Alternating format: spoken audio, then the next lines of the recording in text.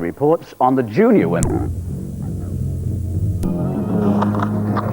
With the proper equipment and with the parade route set up, it's a cinch to kill the president, and they did it. There was a conspiracy, there was a plan to kill and murder our president, which they did. The ZR rifle program was an assassination program.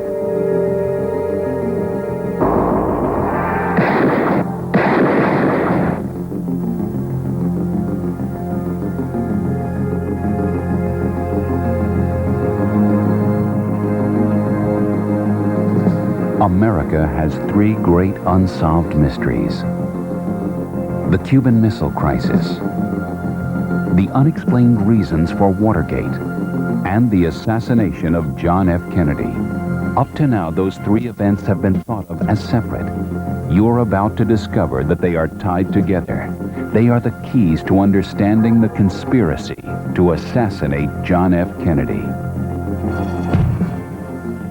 Hello, I'm James Earl Jones.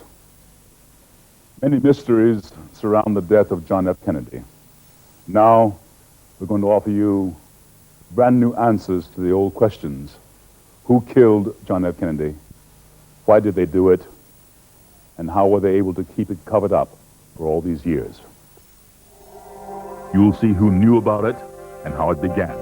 At that time, I go to Ferry's house, and Oswald's there, and Shaw's there, and Ferry's there, and Cubans are there, and all I hear is anti-Kennedy, anti-Castro, what are we going to do? And Ferry's walking back and forth. And then someone came up with an idea, well, if you can't get Castro, you get Kennedy, and blame it on somebody that likes Castro, and then the U.S. will go to war. All we did not do is... He said, this would have to be done in a triangulation. He said the triangulation of crossfire, that was Ferry's idea. You'll see who carried it out. I have worked on presidential protection. I know there's more than one gunman. They know what they're doing. They have the right weapons. Everything is set up. It's a profession. You'll see who was behind it. It's not some external conspiracy that came from outside. This was something that happened at the heart of the deep American political system. And you'll see how it has been covered up for all these years. There was a rash of deaths, many violent deaths. The deaths follow certain patterns. Plus, you'll see how it all connects to Watergate. Facts, photos, evidence never revealed anywhere before. Our guests on the show are people the public rarely gets to see. Agents of the CIA, the Pentagon, and the KGB, who deal in top-secret operations. Investigators who are speaking to us despite a congressional gag order. Doctors with startling new medical evidence. Witnesses and friends of Lee Harvey Oswald. What you see and hear may startle you, but it is all backed up with proof. Who killed Kennedy? Why did they do it? And who was the group behind it? But this information does not come without a price. People have died to get it out. Some of our guests are right now receiving death threats. But their goal, like ours, is to finally shed some light on a dark chapter of American history. Join us now for the JFK conspiracy.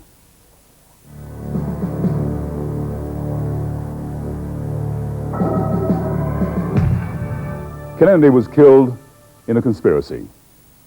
I think you'll soon see that. To help us understand the who and the why, with us are a former chief of covert operations for the Joint Chiefs of Staff, Colonel Fletcher Prouty, a high-ranking member of the KGB, Colonel Nichiporenko,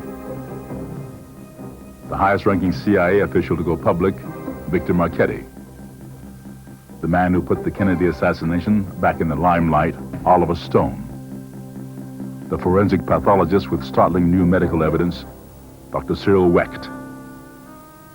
Plus, witnesses, friends, investigators, military experts, and many others. But first, let's go back to that day in Dallas. The day was November 22nd, the time, shortly before noon. It had rained earlier, but when John Kennedy arrived in Dallas, the sun was shining. As a result, the Secret Service left off the clear, bulletproof bubble top from the limousine. At first, the crowds were thick, but as the motorcade approached Dealey Plaza, people lining the route thinned to a trickle. And it was here that the motorcade violated the Secret Service's own rules. As the car turned, it slowed from 40 miles an hour to 7. It was precisely then that gunshots blasted out. For 6 seconds, the occupants of Kennedy's car were struck by bullets. Kennedy grasped for his throat. Connolly reacted as if he had been hit from behind. Kennedy's head exploded, driven with great force backwards and to the left. Then and only then did the president's car accelerate and speed off. Lyndon Johnson, the new president, ordered a federal commission to investigate the crime. Headed by Supreme Court Chief Justice Earl Warren, it became known as the Warren Commission. Hundreds of witnesses, thousands of hours of testimony, and when they were done, the Warren Commission announced that 3 shots had been fired from the 6th floor of the Texas School Book Depository, from above and behind the president, by a single crazed gunman, Lee Harvey Oswald. The Warren Commission had given us the official version. Lee Harvey Oswald had acted alone. But if all 3 shots had come from behind, then why did the president's head fly backwards? A reaction more typical of being shot from the front. And why did so many people, including policemen, run not towards the book depository where Oswald was, but towards the picket fence? If the Warren Commission was right, why did so many witnesses claim to see something completely different from the official report? I believe with all of my heart that the shots came from behind the picket fence. And I focused in on a gentleman with a suit and a hat standing here at the picket fence. I saw a puff of smoke, then I saw a man with a rifle. I was shocked.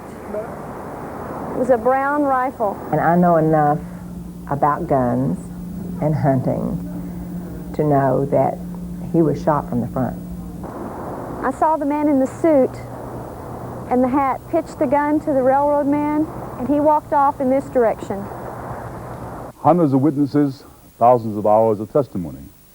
Yet, these were eyewitnesses to the killing of the president, and the Warren Commission told us they didn't believe them. With us now is Gene Hill, who was closer to the president's car than anyone else at the time of the shooting.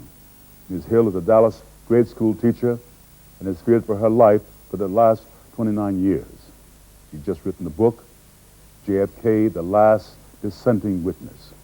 And just last week, she received another death threat on the telephone. Ms. Hill, welcome. Thank you. What did the person who threatened you on the phone say? Well, he said he thought that I had learned my lesson and had learned to shut up, but that they'd found out that I had a book coming out and that if I said anything in the book, I would never live to enjoy it. Why were you in Dealey Plaza that day? Well, I went down there to take a picture of the president and also a good-looking motorcycle cop. What were you doing just before the shots rang out? Looking for a good place to be seen and wearing a red raincoat where I could be seen. And just as my friend started to take a Polaroid picture of the president as his car was coming abreast, the shots rang out.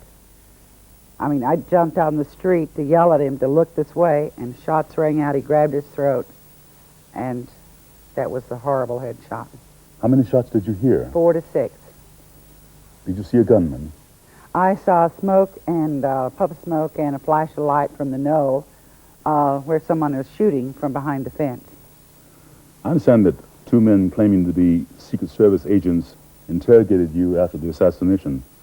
What were you asked?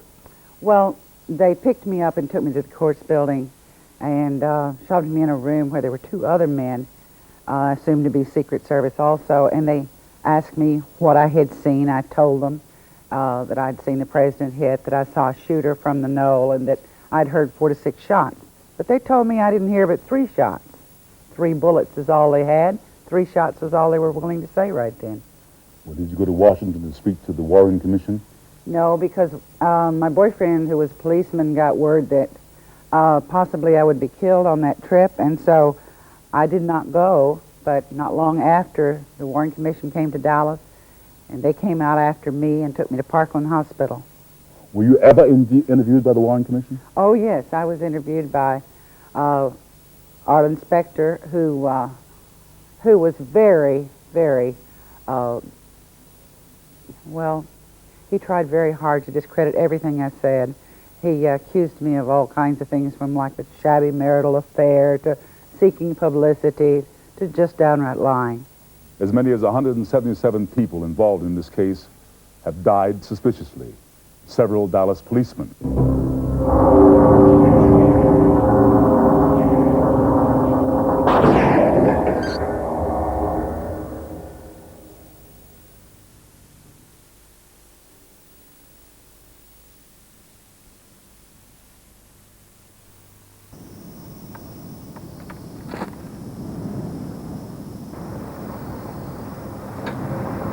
Throughout the course of evolution, mankind has spent millions of years learning to sit down.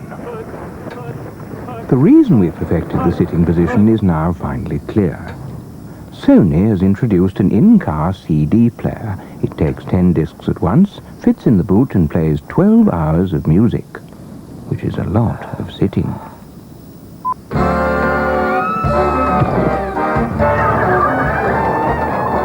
Sony. Why man really learned to sit. 5, 4, 3. Wait, what's that red light?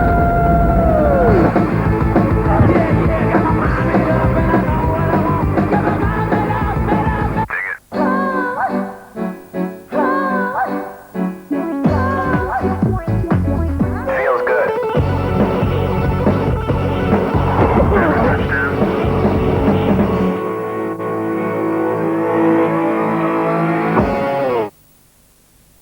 Right, Atkins, let's get cracking. Cracking, JD. Hello, Mrs. D. Hello. New Astra Ethos, I see. All part of JD's economy drive.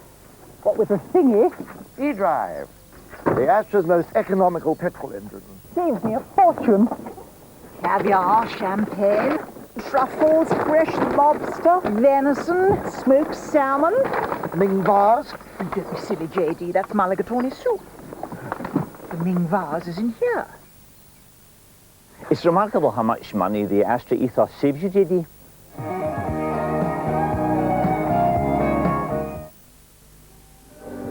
I went into the house I used to frequent, and I told the landlady that money was spent. I asked for a kiss, and she answered me nay. I used to be an altar boy with her brother. I didn't always carry our books home from school, because we didn't always go to school. I was the first boy in Cork to kiss her.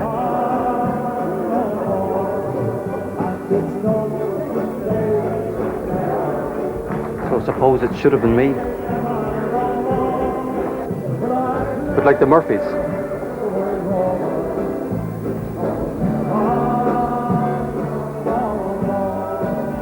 I'm not bitter.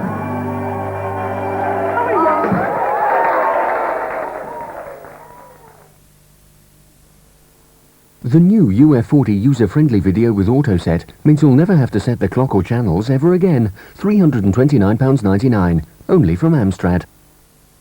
At 210 metres deep and holding more water than all the lakes in England and Wales put together, Loch Ness is a mystery, but not anymore. Loch Ness discovered, Sunday, November 28th.